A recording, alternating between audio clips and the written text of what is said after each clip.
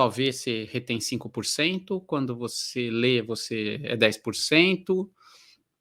Então, você tem as primeiras partes, que é a questão passiva e a questão ativa.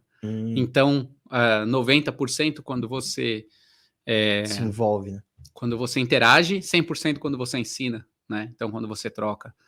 Que legal, cara. Então, e isso começou não com o videogame, ele começou na década de 60 com um profissional da indústria do cinema e também da educação, que teve a guerra do Vietnã, então os soldados precisavam ser treinados com maior prontidão e passaram a ser treinados via instruções filmadas. Do mesmo modo que para a Segunda Guerra Mundial, aqueles fliperamas simplesinhos que ainda as crianças brincam, que tem nas Playlands, Sei. eram simuladores para os pilotos aprenderem a manejar o avião, pilotar o avião.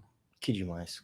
É isso. É muito melhor do que o cara só ver num livro e de repente senta no cockpit. Falei que agora. Você pode ler milhares de livros de natação, eu te jogo numa piscina, não é nem no mar. Te jogo numa piscina, você vai morrer. É verdade. Né? O aprendizado que vem pela prática. Né? Que demais. Isso é muito legal. E como que. Peraí, é que eu tenho algumas. Ó, gente, vocês sabem que eu sou louco, né? Eu tenho as perguntas aqui escritas, mas eu tenho as outras coisas que você vai falando, eu vou tendo vontade de perguntar.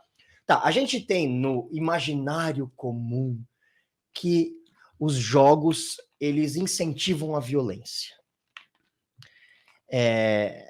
Existe algum estudo que comprova isso? Ainda a gente está falando de preconceito? O que você tem para falar assim, sobre jogos e violência? Então, né?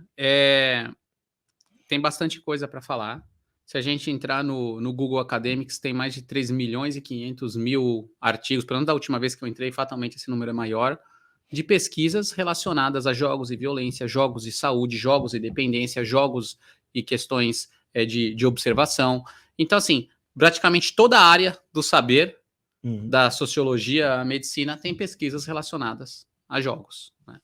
Primeira coisa que eu digo é que existe uma classificação etária dos jogos. Quem faz essa classificação etária? Técnicos treinados e responsáveis para poder dizer a idade e aqueles termos que eles colocam do lado. Linguagem imprópria, violência, conteúdos inapropriados. E é uma coisa que eu digo que os pais devem respeitar isso. Ah, que legal. Né? Né? Se existe um profissional capacitado, responsável por isso, que já empregou o trabalho, né, uma função, obviamente, ele tem em relação a isso.